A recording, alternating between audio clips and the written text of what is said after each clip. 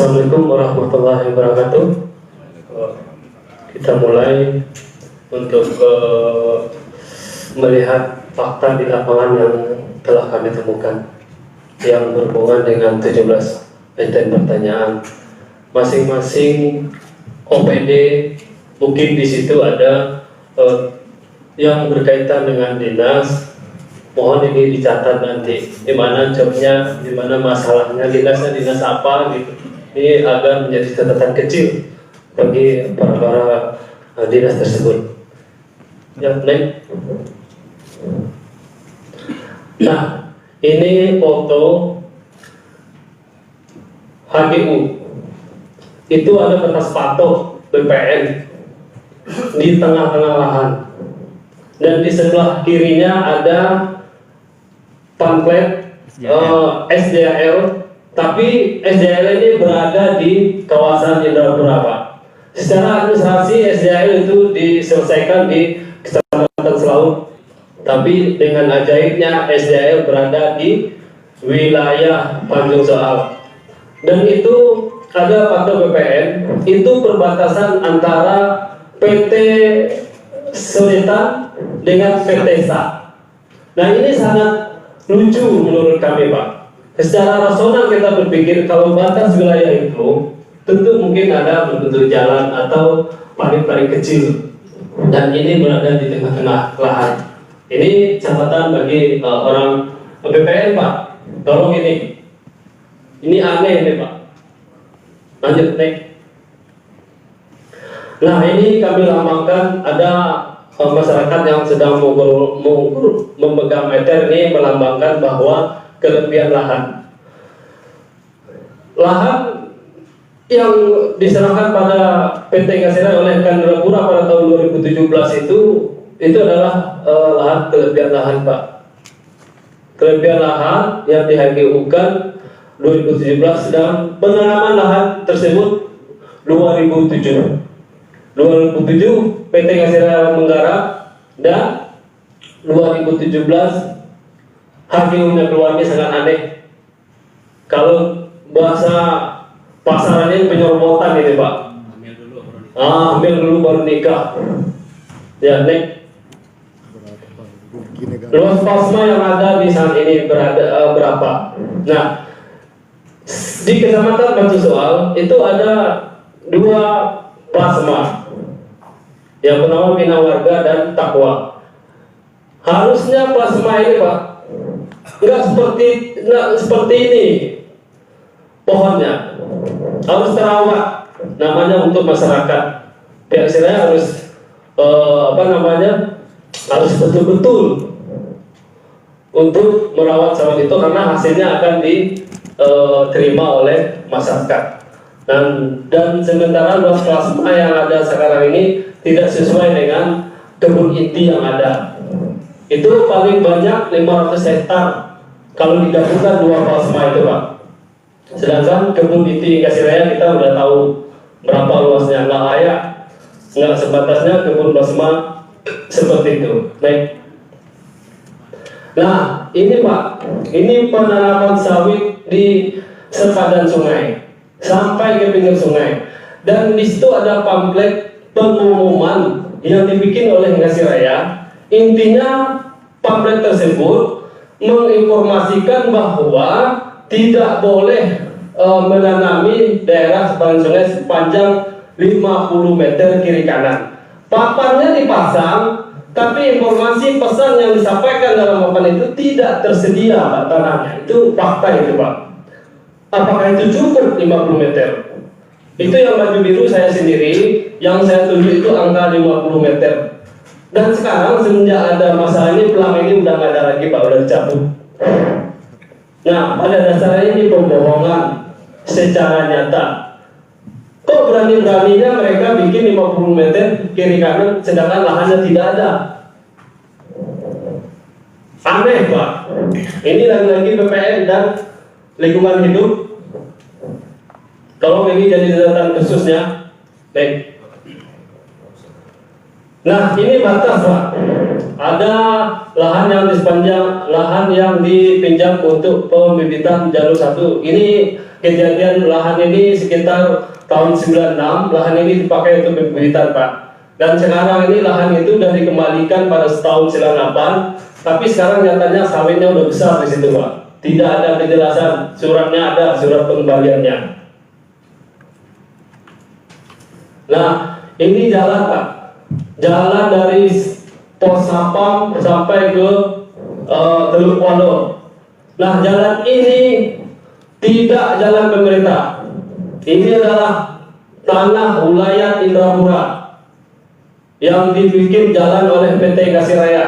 Bahkan jembatan yang ada di situ tuh Pak, kalau saya bilang jembatan besar yang ada di situ yang dibangun oleh Pemda itu sangat aneh keberadaannya, sangat aneh sekali. Karena yang jembatan yang bangun itu adalah untuk kepentingan Kasih Raya semata-mata. Jalan provinsi di situ adalah menghubungkan Muara Sakai dengan Pasir Ganting. Tidak dibangun jembatan Pak, tapi untuk kepentingan Kasih Raya dibangunlah jembatan. Nggak tahu itu mafia kelas tinggi itu yang bermain. Lanjut. Nah, ini Pak, karyawan yang diberhentikan mencuri pupuk.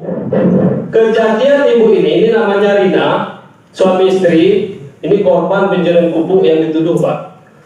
Mereka masing-masing bekerja, suaminya 15 tahun, istrinya 21 tahun. Ketika ibu ini dituduh oleh seorang asisten bahwa ibu ini menyembunyikan pupuk di pohon sawit yang berada dalam lokasi haki perusahaan. Dia menyembunyikan, dan ketika itu dia pulang karena penerimaan BRT, besoknya Pak dia dituduh pengembali pupuk karena asisten mendapatkan pupuk di dalam semak yang berada dalam blok di mana dia bekerja. Dan dia ditakut-takuti, diancam dengan hukum, polisi. Sangat gampang sekali pihak perusahaan ngomong polisi, hukum, sehingga mereka, ibu ini, dia takut dan perusahaan menyarankan lebih baik ibu mundurkan diri aja. Apa efek dari mengundurkan diri? Maka hilanglah pesangon ibu itu, masa kerjanya 21 tahun Pak. Itu akal Kasih Raya. Kalau memang dia pencuri, tentu ada barang buktinya sudah keluar dari area perusahaan, ada saksinya.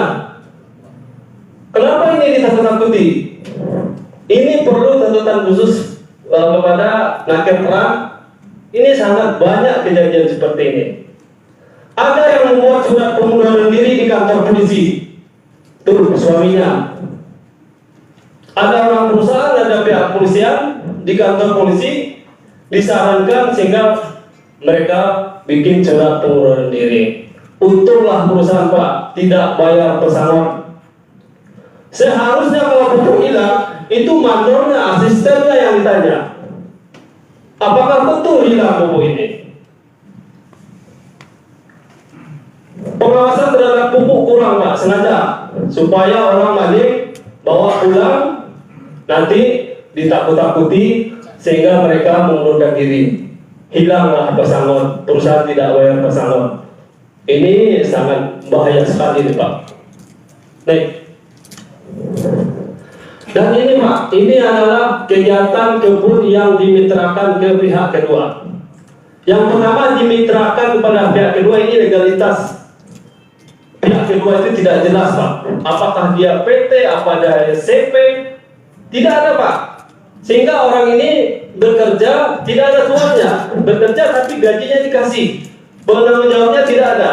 Kecelakaan kerja tanggung sendiri, sakit berobat sendiri, tidak ada BPJS. Masa kerja orang ini udah lebih Pak, ada yang 15 tahun, ada yang 10 tahun rata-rata.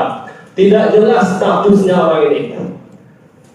Kalau saya tanya ke perusahaan, mereka ada pihak ketiga. Saya tanya siapa pihak ketiganya, tidak bisa jawab. Apa dasar hukumnya mereka mengerjakan orang ini? Kalau memang ada pihak ketiga. Ini lagi-lagi catatan kecil untuk Naker Terang. Ya, kalau kalau mereka ini bisa kita datangkan nanti. Jadi orang ini Pak ada jumlahnya sekitar 40 orang. Ini adalah kegiatan rutinitas Pak. Sepanjang sawit itu dipanen, sepanjang itu pula ibu ini membuang tandan kosong ini ke dalam lahan. Rutinitas, tapi statusnya tidak ada Pak. Sangat. Kesehatannya Bapak lihat tuh, safety-nya nggak ada. Padahal itu berbau racun Pak, mengandung B3. Karena itu kategori limbah. Tidak ada safety kesehatan sedikit pun. Ini sangat berbahaya sekali menurut kami Pak. Baik. Ini mobilitas yang dimaksud Pak, ada pos satpam yang di luar HGU. Ini menurut kami ini tidak pas. Karena batas HGU itu jalan dan kita lihat ini bangunan pos itu di luar HGU. Ini agar dapat ditertibkan nanti supaya ada keadilan di sini. Kami salah dihukum, lapor polisi. Saudara salah, tolong tertibkan itu. Nih, ini informasi tentang sidang Pak. Tinggal cerita Pak, sungai adalah sumber kehidupan. Tapi sayang kita tidak menjaga sungai itu Pak. Ini adalah warisan dari nenek moyang.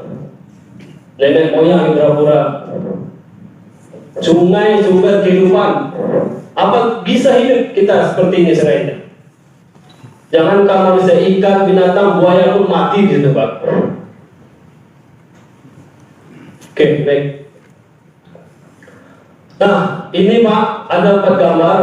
Di situ ada sapi itu Pak, kan ada kita lihat pipa itu Pak. Pipa itu berhubung langsung dengan limbah pabrik, kolam limbah pabrik. Di saat ada hujan maka air akan keluar dari pipa itu. Sumber airnya adalah dari kolam limbah yang ada. Dan itu bukti limbah itu pernah dibuka, pipa itu pernah ada air yang keluar dari situ. Efeknya air masuk ke sungai, efeknya tuh Pak, lihat air itu sungai itu berlumpur. Kita cek ke lokasi bagi penyelam lokan itu udah susah, tidak ada lagi. Dan di atas itu dokumen orang kementerian turun mengambil sampel Pak tentang air sungai yang tercemar oleh limbah. Sampai sekarang Pak, ini Dinas Lingkungan Hidup, sampai sekarang saya tidak menerima hasil sampel tersebut. Ada 4 titik air yang diambil kemarin. Yang pertama upstream, yang kedua outlet, downstream, dan drainase belakang pabrik runoff. Hasil sampel itu sampai sekarang saya tidak terima. Di sini ada abang tadi ya, Lingkungan Hidup. Ini ada apa? Kenapa ini tidak dikeluarkan hasil labnya? Ada apa? Ketika saya koordinasi dengan pihak terkait, mereka mengatakan air tercemar. Tapi saya tanya tercemar kenapa? Mereka nggak tahu. Itu hasil lab dari mana seperti itu? Kalau dinas terkait lingkungan hidup punya hasil lab, waktu pengambilan sampel ini tolong dikasihkan ke kami. Sampai sekarang kami belum terima Pak.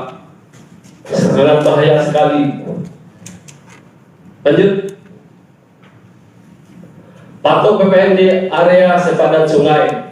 Ini sebenarnya tidak perlu ada patok ini di pinggir sungai karena udah ada undang-undang mengatur daerah konservasi sepadan sungai. Daerah konservasi sepadan sungai itu adalah ditinggalkan, di hutannya tidak boleh digarap. Itu tujuannya menjaga keaslian sungai. Jangan sungai yang tercemar. Nanti kalau orang hasilnya yang main semprot di sini, buang kotak obat itu masuk ke sungai, sungai jadi rusak Pak. Ekosistem di dalam butuh hidup juga. Kan ini tujuan dari Undang-Undang Konservasi Sepadan Sungai, menjaga keaslian sungai. Tapi ini tetap digarap juga. BPN dikasih juga patoknya di situ. Apa nggak baca buku orang BPN itu? Lucu jadi. Lucu BPN. Anda harus tahu produk Anda itu ditanamkan di mana, dapatkan betul apa tidak gitu.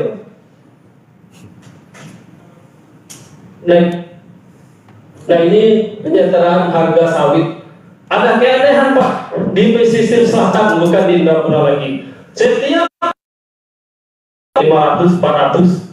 Ada apa? Pedomannya dari mana hingga Siraya menurunkan harga seperti itu? Harga dolar, pedoman dolar. Saya ini lama hidup di perbatasan negara ini Pak. Satu kaki saya di negara dolar, satu kaki saya di rupiah. Saya tahu perubahan mata uang itu. Enggak 2 kali harga sawit itu diturun tiap malam. Bukan setiap mau lebaran sawit ini murah. Kalau ditanya, dolar Pak, dolar naik. Mata uang dunia naik. Ambrozi di DPR. Itu pembohongan Pak, pembodohan terhadap masyarakat pesisir selatan, bukan Indrapura lagi Pak. Mungkin kita tahu semua. Mau lebaran beratus. Cara saya ini pengembalian mungkin uang di waktu lebaran udah banyak keluar, maka diambil lah pada rakyat. Itu pikiran saya, Pak. Saya tidak menuduh Pak. Pabrik rusak. Setiap lebaran pabrik tutup sebulan, tidak terima uang masyarakat. Mau dikemanakan masyarakat? Nah mungkin itu habis dah. Masih ada? Ya, ini Pak, masalah tenaga kerja. Itu hunian masyarakat kita, saudara kita dari Nias Pak. Orang Nias ini saya mengakui itulah saudara saya Pak. Saudara sebangsa setanah air. Nggak boleh kita bikin mereka hidup seperti itu. Satu peta itu Pak mau 7 atau 10 orang dia di dalam. Kita harus ngerasain, kita mau bisa nggak hidup seperti itu. WC-nya nggak ada. Barak yang begitu 4 pintu itu Pak, itu hanya 1 WC dan itu tidak bisa dipakai lagi. Artinya mereka keparit. Itu keadaan tempat mandinya. Yang sebelah kiri itu saya Pak, anak sekolah dari pabrik, dari camp, tidak ada jemputan. Harusnya dijemput mereka, biar mereka tidak terlambat, nggak kehujanan, kepanasan. Kalau perusahaan tidak menjemput mereka, ini perusahaan menurut saya tidak mencerdaskan kehidupan bangsa. Karena sudah diatur dalam Undang-Undang 1945, ikut mencerdaskan kecerdasan bangsa. Nah ini adalah upaya kita harusnya, apalagi perusahaan. Harus dibantu mereka ini Pak. Ini fakta Pak, saya bukan ini hujan-hujan. Kalau ada yang kasih raya nanti mengatakan jemputan itu ada, ini foto apa ini?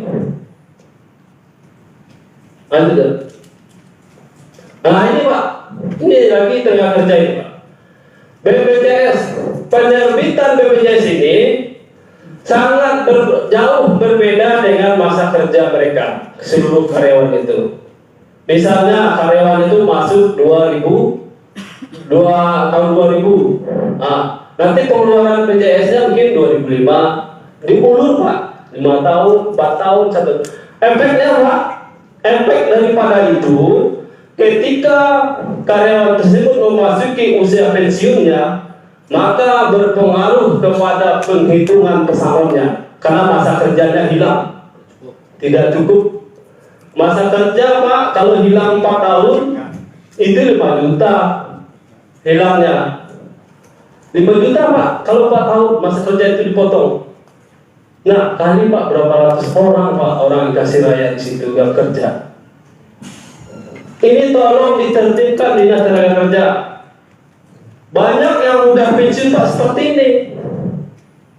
Mereka menghitung berdasarkan penerbitan BPJS. Bukan masalah SK kerja di saat dia bekerja, tidak. Ini udah beberapa kali diusulkan kepada yang isi raya, ini nggak ditanggapi Pak Ketua. Ya, lanjut. Atas dasar apa penerbitan CSR? Ini kenapa ini lambang botol dan cangkir pemberian sebenarnya Pak? Perusahaan memberi apa yang telah diberikan kepada Indrapura, CSR Raya yang begitu besar. Kalau saya lihat di situ Pak, yang diberikan tas anak sekolah Ada anak TK itu dikumpulkan 20 orang kasih tas. Tidak jelas. Ada nyumbang bola futsal bikin CSR. Lucunya Pak, SMK Pusat Pendidikan memasukkan proposal kepada PT Inggris Raya meminta bangku Pak untuk anak-anak sekolah. Udah 4 bulan kami menunggu, akhirnya dijawab oleh saudara Adril ya Pak. Di CC lah proposal itu sebanyak 500.000. Apakah segitu CSR yang ada di Gasiraya itu? 500.000 untuk sekolah. Masih ada chatnya nggak? Masih ada buktinya. Pak Lamres tuh, ya Pak Lamres. 500.000 aneh Pak. Padahal untuk rakyat Indrapura, perusahaan itu berada di Indrapura. Lagi-lagi Gasiraya tidak ikut mencerdaskan kehidupan bangsa. Minta bangku Pak, anak-anak belajar, cerdas dia, mungkin tamat nanti bisa bergabung dengan Bapak, insinyur pertanian. Tapi tidak mau Pak. Jadi itulah, habis Jad? Masih? Plasma terakhir Bang. Status selama di CCIA ini Pak, iri keramat sampai sekarang, nggak jelas. Dibeli apa diganti, sampai sekarang belum ada ketetapan yang jelas itu. Yang jelas, kalau untuk plasma yang berada di untuk PT CCI sekarang ini dalam peta yang 500 hektar itu ada punya masyarakat, ada punya Inggris Raya. Itu yang terjadi sekarang. Mungkin itu sekilas informasi bagi dinas-dinas terkait. Tolong ini menjadi catatan khusus agar kita dapat ini menjadi pedoman untuk menyelesaikan masalah kita pada siang hari ini. Mungkin itu aja. Saya tutup dengan Assalamualaikum warahmatullahi wabarakatuh. Satu lagi Pak, ini Pak, biar nggak lupa Pak. Ini lupa satu Pak. Ini yang sangat penting Pak. Silakan kami kita persilakan. Ya, Pak. Ya, Bapak Ketua menizin ini tertinggal. Ini sangat penting. Ini adalah peta wilayah DAP 5 dan ada peta HGUPT Gasiraya di situ. Yang putih itu adalah lahan Gasiraya dan yang pink itu Pak, itu adalah hutan lindung HPK. Di sini ada Pak Mardianto sebagai kepala kehutanan. Mungkin beliau tahu yang warna pink ini Pak sebenarnya tidak boleh ditanami, tapi warna pink itu udah penuh dengan sawit ikan Gasiraya Pak. Ini jelas Pak Mardianto, harusnya Bapak udah tangkap orang ini, karena mereka udah nanam. Sebelum mereka nanam, mesin alat beratnya udah ada di situ. Ada undang-undang yang mengatur produknya kehutanan, ada mesin alat berat yang berada di atas tanah HPK, harus tangkap. Ini sebenarnya seperti ini. Kehutanan mana? Sedangkan ada masyarakat kami di sana kemarin kejadiannya ini, Ibu betul, ditangkap Pak sama kehutanan. Alasannya diduga mesinnya berada di KPK, belum lagi bekerja Pak, belum dapat hasil. Mereka udah ditangkap masyarakat Pak. Hukum itu jangan tajam di bawah. Ini nyata ini. Berapa tahun, berapa bulan alat berat berada di situ. Tangkap. Kalau Bapak nggak bisa angkat, saya yang angkat. Masyarakat yang angkat nanti. Ini sudah berusaha 10 tahun sampai di sini Pak. Sedangkan masyarakat kami ini udah nggak tahu seperti apa nasibnya. Ya, sekian Pak, doa. Tapi ini yang tidak pernah sampai ke dinas kita, Pak. Oke, masih. Bapak yang nggak pernah turun ke bawah itu Pak. Kalau Bapak tidak tahu, Bapak tidak pernah turun ke bawah. Saya tanya Bapak, Bapak tahu nggak tentang